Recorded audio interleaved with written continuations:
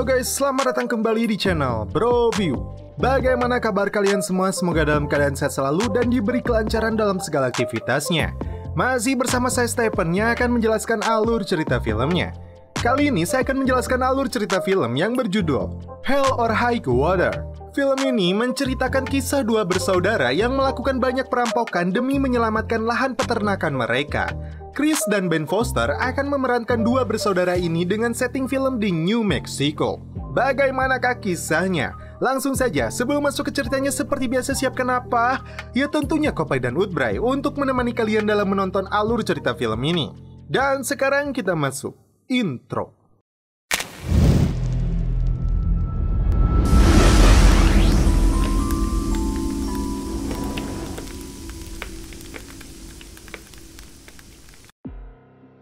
Film dibuka dengan diperlihatkannya dua penjahat yang hendak merampok sebuah bank kecil di sebuah kota yang sepi penduduk. Seorang kasir yang pertama kali masuk ke bank tersebut langsung mereka paksa untuk menunjukkan lokasi uangnya. Karena wanita ini tidak memiliki kunci berangkasnya, dua perampok ini menunggu manajer bank yang sebentar lagi akan datang. Where do you think you're going? Sit on the floor!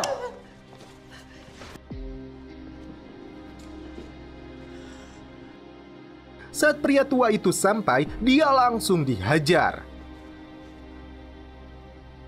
Good morning. Setelah berhasil mendapatkan uangnya, mereka langsung kabur. Dua perampok bersaudara ini bernama Toby Howard dan Tanner Howard. Di hari yang sama, mereka kembali merampok bank lainnya. Good morning, folks! Open the drawer! Open the motherfucking drawer! Your hands on the counter. On the counter! Yes. That's it, come on. Seorang pria tua yang sedang menabung dilucuti senjatanya dan bodohnya perampok ini menaruh senjatanya di atas meja. Saat mereka kabur membawa hasil jarahannya, pria tua ini kembali mengambil pistolnya dan menembaki dua perampok itu. Beruntungnya, dua perampok ini bisa lolos dan langsung kabur ke sebuah lokasi peternakan yang jauh dari kawasan penduduk. I had a dollar bill, yes I believe I surely will. It's a red thing, man, she makes my legs to sing. I slit her throat just to get her pearls, cast myself into a... Mobil yang mereka gunakan langsung dikubur di tempat itu untuk menghilangkan jejak. Scene berpindah ke seorang ranger tua yang hendak memasuki pensiun bernama Marcus Hamilton.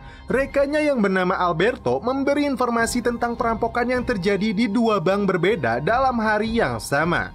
FBI sendiri tidak mau menangani kasus ini karena hanya beberapa ribu dolar yang mereka rampok. Meskipun tua, namun Marcus masih memiliki kemampuan dalam hal penyelidikan. Dia mulai mempelajari kasusnya ini. Terlihat Toby sedang menghitung uang hasil rampokan mereka. Ibarat kata sekejam-kejamnya penjahat, namun hati mereka tetap pink karena menyayangi sosok ibu yang melahirkannya. Saat Tanner di penjara, Toby merawat ibu mereka selama 3 bulan hingga dia menghembuskan nafas terakhirnya. Selama ini mereka hidup miskin. Tanner di penjara karena membunuh sang ayah yang selalu bersikap kasar kepada ibu mereka. Fuck her. She never wanted nothing to do with me anyway. Marcus dan Alberto langsung mendatangi TKP. Ranger? How much of a robbery? Dia meminta keterangan dari manajer bank dan adminnya. Para perampok itu diketahui hanya mengambil beberapa ribu dolar, bukan gepokan seperti perampokan besar pada umumnya. Itu mereka lakukan untuk menghindari pelacakan dari uang yang mereka bawa kabur. Dan masalahnya, di bank ini tidak terdapat kamera CCTV, sehingga Marcus tidak bisa melihat rekaman kejadian tersebut. Menurut Marcus, mereka akan menjalankan perampokan lagi hingga jumlah tertentu yang mereka butuhkan. Itulah insting yang muncul dari seorang ranger tua ini. Toby dan Tanner kembali bertemu di sebuah rumah makan. Terungkap, Toby memiliki seorang anak dan istri yang pergi meninggalkannya karena dia tidak bisa menafkahi mereka. Dan Toby punya kewajiban untuk membayar tunjangan anaknya. Mendengar hal itu, Tanner meminta Toby untuk membayar tagihan makannya dan dia beralasan hendak ke toilet. Ternyata, tanpa sepengetahuan Toby, dia nekat masuk ke sebuah bank yang berada di depan restoran itu. Dia memaksa pegawai bank untuk mengeluarkan uangnya. Saat Toby selesai makan dan memberi tip ke si Ece pelayannya, dia keluar dari restoran tersebut. Dia terkejut saat melihat kakaknya berlari membawa uang hasil rampokan. Mereka segera kabur dari lokasi itu dan kembali mengubur mobil yang digunakan. Mereka kemudian pergi kembali menggunakan mobil lainnya. Marcus dan Alberto yang mendengar informasi perampokan langsung bergegas menuju TKP. Perjalanan mereka terhambat karena adanya kebakaran ladang.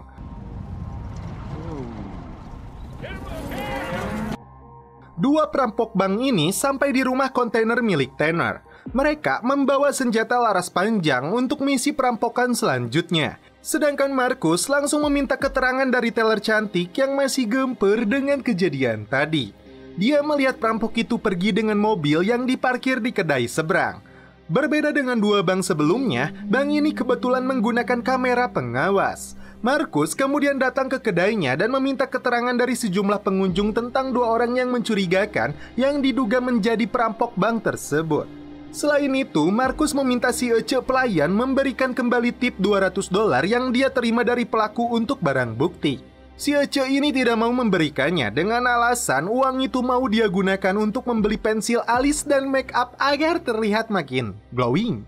Dua perampok ini singgah di sebuah pom bensin. Saat Toby masuk ke minimarket, muncul dua pemuda cengos yang mengira Tanner molotot kepadanya. Karena Tanner tampak santuy, pemuda ini mengeluarkan pistolnya. Toby yang melihat itu langsung menghajar si pemuda balaga itu hingga babak belur. Dan ini cara mereka mencuci uang hasil rampokan tersebut.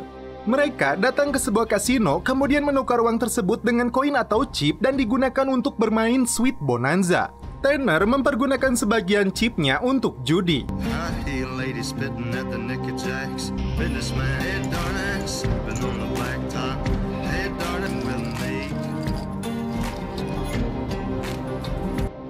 Sedangkan Toby sendiri hanya duduk santuy sambil minum bir. Wanita seksoi tampak mendekatinya karena melihat jumlah chip yang dia miliki. Tanner yang selesai berjudi segera menghampiri Toby dan mencegahnya terbuai dalam bujuk rayuan wanita ini yang dia tuduh menginginkan uangnya. Chip tersebut mereka tukarkan kembali sebagian dalam bentuk tunai dan sebagian lagi dalam bentuk cek yang akan dicairkan di Bank Texas Midland yang jelas menjadi lokasi perampokan mereka. Dan mereka berdua akan menginap di sebuah hotel. Tanner langsung merayu resepsionisnya. Saat Marcus dan Alberto santuy di sebuah motel dengan menonton televisi, Toby harus menutup mata dan telinganya karena Tanner sedang asik celepot. Di keesokan hari, Toby dan Tanner datang ke kantor pengacara. Mereka hendak mewariskan peternakan peninggalan orang tua mereka untuk anak Toby. Dan mereka harus menyerahkan sejumlah uang untuk menutupi hutang ibu mereka agar rumah peninggalannya itu tidak disita oleh pihak bank. Bahkan pengacara itu mengusulkan untuk meminta Bank Texas Midland yang mengelola keuangan mereka. Di sisi lain, Marcus memutuskan untuk mengawasi Texas Bank yang dia duga menjadi sasaran perampokan selanjutnya. Mereka singgah di sebuah kedai yang dikelola emak-emak cunihin yang membuat mereka gogodeg saat hendak memesan makanan. Toby dan Tanner kembali membeli sebuah mobil pintu dua untuk aksi kejahatan mereka selanjutnya. Toby memilih untuk mengunjungi mantan istri dan kedua anaknya. Dan Toby kemudian berbicara dengan putra sulungnya. Dia pun memberi pesan untuk tidak mengikuti jejaknya yang terkenal sebagai penjudi dan pencuri. Dia juga mengatakan peternakan itu kini menjadi milik mereka dan di sana terdapat sumber minyak untuk biaya masa depan mereka. Marcus dan Alberto tampak santuy memperhatikan salah satu cabang dari Bank Texas dan berjaga-jaga jika dua perampok itu muncul dengan tiba-tiba. Satu hari sebelum perampokan, dua bersaudara ini menikmati harinya seakan esok mereka akan tiada. Toby bahkan meminta Tanner jangan berlaku kasar kepada kasirnya. Mereka tampak terpaksa melakukan kejahatan ini karena bakat kubutuh yang begitu besar. Pagi hari, mereka merencanakan perampokan di cabang Jayton, kemudian Coleman. Sesampainya di Bank Texas Midland cabang Jayton, mereka terkejut karena bank itu tutup dan pintunya digembok. Saat dalam perjalanan, Toby dan Tanner terlibat adu mulut antara ke cabang pos dulu atau ke Coleman dulu. Toby akhirnya mengikuti kemauan kakaknya untuk menuju pos. Marcus dan Alberto menyadari mereka salah lokasi dan akhirnya menuju cabang pos. It means that the only branch that fits the bill is in Post. Di tengah perjalanan, dua perampok ini meninggalkan satu mobilnya untuk mereka meloloskan diri nantinya. Di bank ini, mereka terkejut karena banyak nasabah yang sedang menyetorkan uangnya, tidak seperti bank yang mereka rampok sebelumnya yang sepi. Tell him stand up! Stand up! Take 3 steps back! Mereka tidak sadar ada petugas keamanan di bank tersebut, bahkan ada pengunjung yang membawa pistol.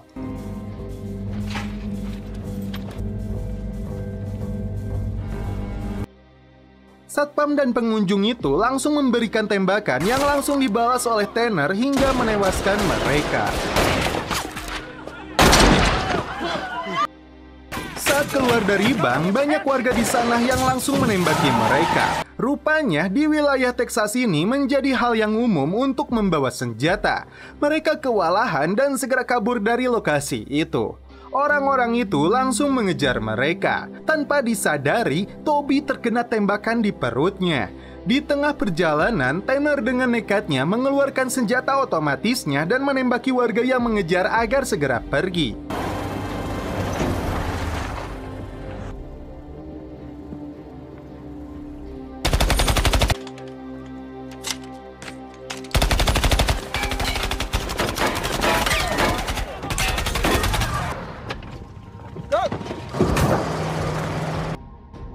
Sesampainya di lokasi, Toby mengajak Tanner untuk berganti mobil dan menuju kasino. Namun kali ini Tanner membuat keputusan lain. Dia meminta adiknya itu untuk pergi membawa uangnya dan dia sendiri akan mencegah polisi mengejarnya. Saat bertemu iring-iringan polisi, Tanner menarik perhatian mereka untuk mengejarnya ke lokasi yang jauh dari lokasi pelarian adiknya itu. Marcus dan Alberto ikut mengejar Tanner yang kabur menuju sebuah bukit.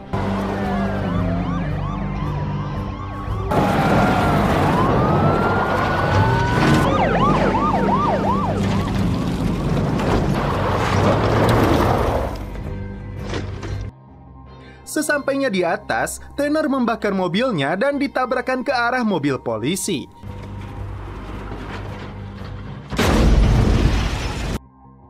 Tanner kemudian mengeluarkan senapannya. Tadi diduga Alberto tertembak tepat di kepalanya.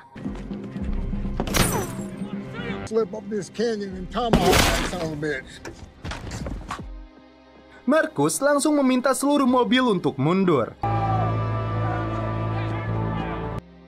Dia kemudian meminta salah seorang warga untuk mengantarnya ke arah belakang bukit tersebut.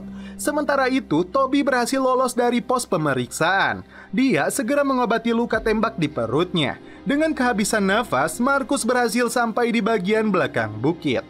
Ketika Tanner sedang sibuk menembaki para polisi yang akan menangkapnya, dia tidak menyadari Marcus sedang membidik di belakangnya. Dan tiba-tiba,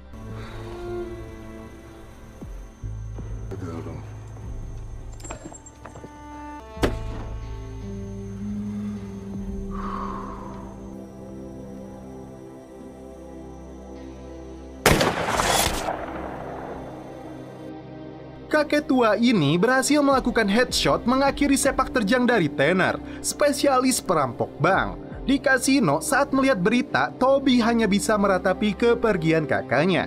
Dia juga mendengar sang penembak adalah Ranger Marcus Hamilton.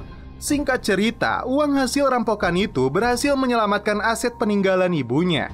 Marcus yang sudah pensiun dari seorang ranger datang mengunjungi kantor lamanya untuk melihat berkas Tanner yang dia eksekusi mati. Menurut kepolisian, Toby tidak terindikasi dalam perampokan dengan kakaknya itu. Namanya bersih dan kini dia mengelola peternakan dan tambang minyak miliknya. Bahkan si Ece pelayan mengaku tidak mengenalinya, apalagi dia kesal karena Marcus telah mengambil uang tipnya. Marcus datang ke peternakan dan bertemu dengan Toby yang bersiap dengan senapannya. Mantan ranger ini tidak sebodoh polisi lainnya. Dia yakin betul Toby terlibat perampokan dengan kakaknya, padahal mereka mempunyai tambang minyak. Dia siap berduel karena Marcus masih memendam amarah atas kematian rekannya. Toby sendiri diliputi amarah karena kakek tua ini yang menembak mati kakaknya. Toby akhirnya mengakui dirinya adalah seorang perampok, namun tidak membunuh seperti yang dituduhkan kepadanya. Hanya kakaknya yang berlaku kejam demi merubah nasib mereka yang selama ini turun-menurun menjadi orang miskin. Kini, tambang minyak itu untuk anak-anak dia yang tidak akan lagi merasakan kemiskinan. But not my boys. I never killed no one in my life, but if you want me to... Saat Marcus melihat mantan istri dan anak-anak Toby, akhirnya dia memilih untuk pergi dari lokasi itu dan memaafkan kesalahan Toby. The things we do for our kids, huh? Dan setelah itu film pun berakhir. Oke guys, bagaimana menurut kalian alur cerita film dari Hell or High Water ini? Menurut saya, thriller western yang sangat bagus, penggambaran yang sangat realistis, punya karakter-karakter dengan relationship mendalam sehingga bisa dijadikan sebagai study karakter yang pretty menantang. Konteks cerita yang sangat tactful dan merupakan bedah moral yang sangat kuat. Penceritaan yang intens dan emosional tanpa harus ada momen melodramatis yang dibuat-buat. Daripada membuat-buat drama, lebih baik membuat cikopai.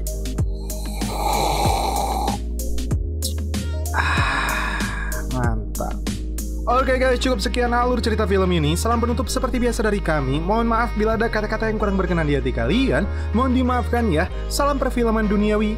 Keep enjoy.